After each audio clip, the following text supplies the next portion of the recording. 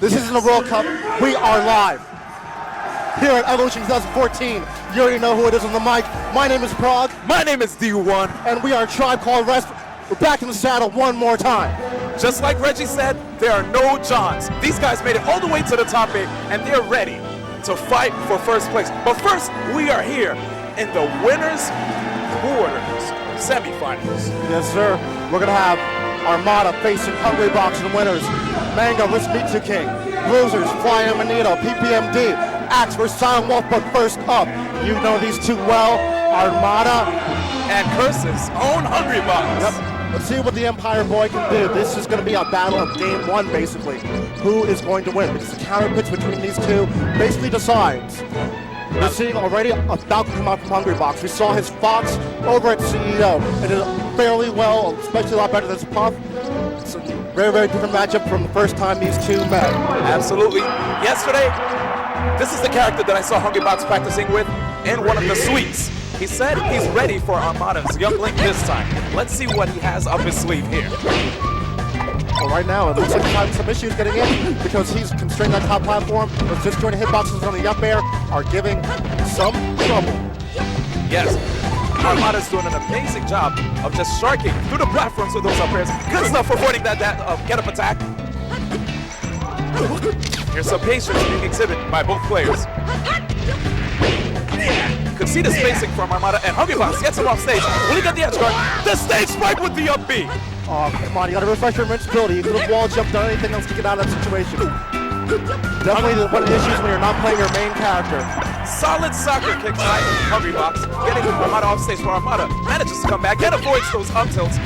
If you try to swing in between those up tilts while Falco is executing them, you can't get hit. Oh my goodness, he's in a tough spot, but he comes back. Armada should have traded at that point. Instead, he decided to play it safe. Don't blame him, keep building the lead, but he could have just made a huge statement. And what I really like from Armada, oh my gosh, the up B. Didn't see that one coming. Nice, he's just fading back with those neutral airs. You notice, even though HungryBox is blocking a lot, he's not going for those grabs. I wonder if HungryBox is trying to bait him to grab while he's blocking. Good stuff! Up 2 stocks, Armada, with Young Link, 126%. This is confidence from Armada saying, I know that you can play some high-tier secondaries, but guess what? I'm going to a quote-unquote low-tier secondary, and I'm making you look bad at the same time. Man, he is definitely on blast right now, as he has yet to take a stock off of Armada. Here's an opportunity. And the timer's off. Well, I'm not sure how long this will last. That's been too long, but that could be pretty dangerous. And we see the bomb in that situation being thrown. HungryBox going out there for a reverse back air, but he finally closes the stock, but he's got to do a lot at this point. Absolutely, and now he finally gets the first solid hit off of Armada, but doesn't really get much damage off of it. Armada's dominating both the neutral and the punish at this point. Does not look really good for HungryBox in this situation. Absolutely. Also, Armada's DI is just on point as well. Nice empty jump to a grab. Okay, let's see what we can do off of this. Edge guard situation, saving the second jump. All right. Nice. Looked like he was trying to see if he can get that down smash, but again, Armada's DI is just too good, even after those jabs. And here's the up airs. 5 of them. Good stuff with the shield drop up air. How many more? How many more? Whoa! 138% off the top. Falco shish kebab. My goodness, it's not. Well, we are in summer. Here we go. Nice grab again. He's so consistent with these grabs. Gets the back air, but yep, Armada dies immediately because the blast zones are way too close to this stage. Yep, that's the problem with Yoshi's story. But again, you know, we're not seeing a semblance of a laser game from HungryBox. That's also part of this map as well. Gets him off. But here comes the boomerang. I don't quite know if HungryBox might stick to this character. Armada's making light work of him. Light work. Oh man. Nice! Expects to jump out of shield, forward air, and wow. Not to put HungryBox on blast, but he did say this was going to be one of his answers to Armada's counter pick, but it didn't really look like. It looks like there's a lot more questions out there now. Yeah. Well, let's see what HungryBox does. He's going to stick to his guns. Okay, first off, we're going to put the time on. Yes, because that's pretty major. And, you know, HungryBox, no slouch at all. Last year, 3rd year here at EVO. 2nd at ROM 6, 5th at Apex, 7th at MLG Anaheim. The kid's pretty good. And, of course, you know, these two did face off a couple of weeks back at CEO 2014. And here we go, Armada. Hydrating himself a bit. Oh, but the chair is gone. There it is. And there goes the chair. HungryBox with his hand on his hip. See what Team Curse HungryBox can do. He's down already. All right, and we're going to dip straight into Fountain of Dreams. And he's sticking with his stuff. It's a tough matchup.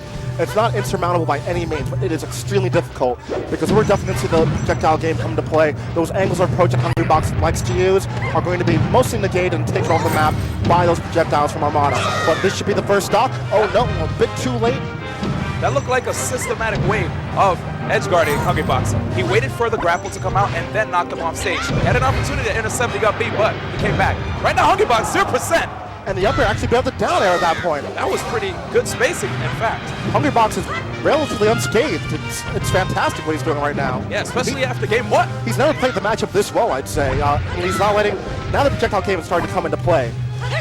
I'm starting to think that he picked this stage mainly because, you know, Young Link is really good at keep away. He doesn't want to deal with him on a stage like Dreamland where it's going to take forever for him to catch him. Here, he can at least, you know, reach through the platforms and be able to knock Young Link off the stage if he has the opportunity. Yeah, the top platform is definitely still in play here. Oh, yes. But wow, what a sweet spot from Armada.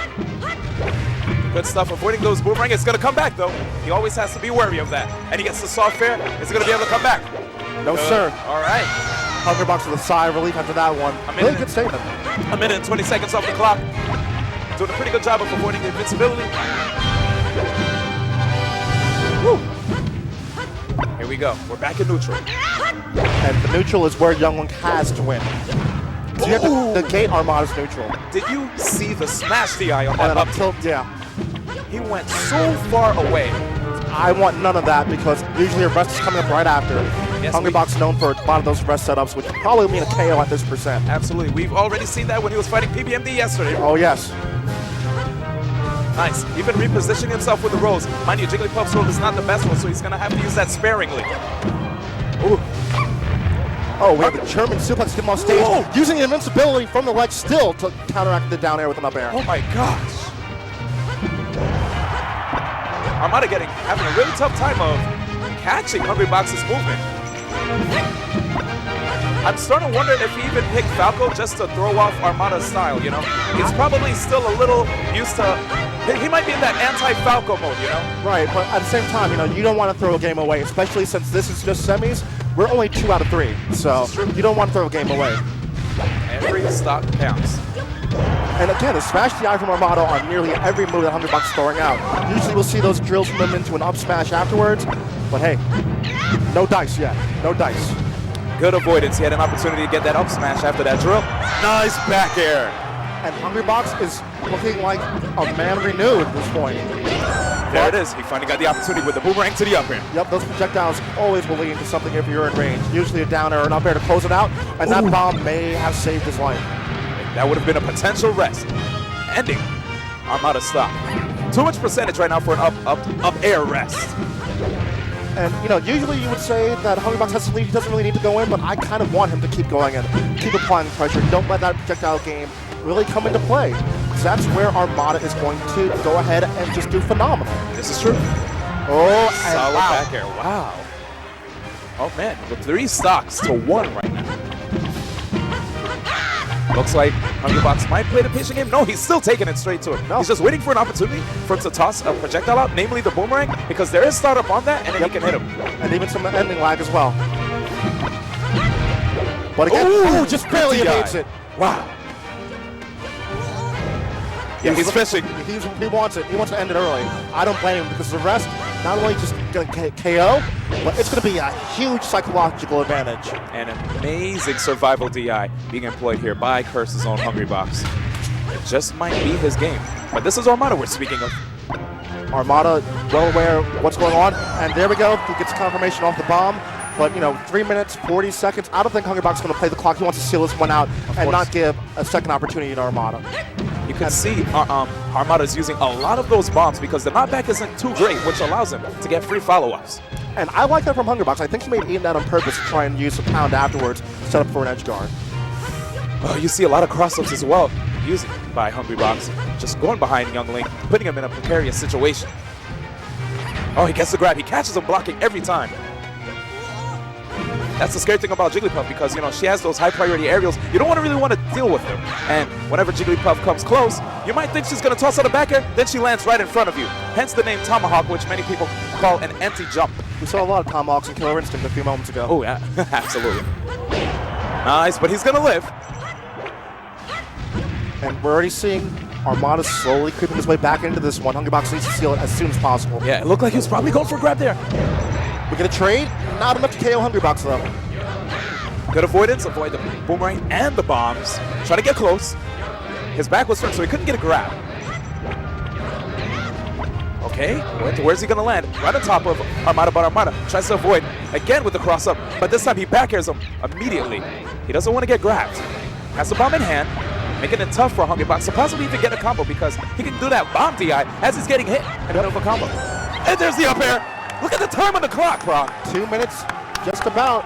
And HungryBox is letting Armada creep back into this one. He has to KO him as soon as possible because these hits are going to add up really, really quickly. Every nair, every bomb, every boomerang, it's all going to add up. And eventually, you're going to get the total, and it's going to be a loss for HungryBox. Nice, he finally gets that fair. Looked like HungryBox was getting a little hungry. He gets the up air, 153%, and there goes Armada off the top. Battle of attrition, nearly over 6 minutes to get that one figured out. With 1-1 between these two. All right. You know, our HungryBox, in terms of sets, the lifetime history, Armada is up 7-3. It's starting at Apex 2010. Peach Puff, a lot has changed since then, as we've seen. They both have a wide array of characters that they're willing to go to in this, I guess, arms race. So, I mean, game 1 mattered so much.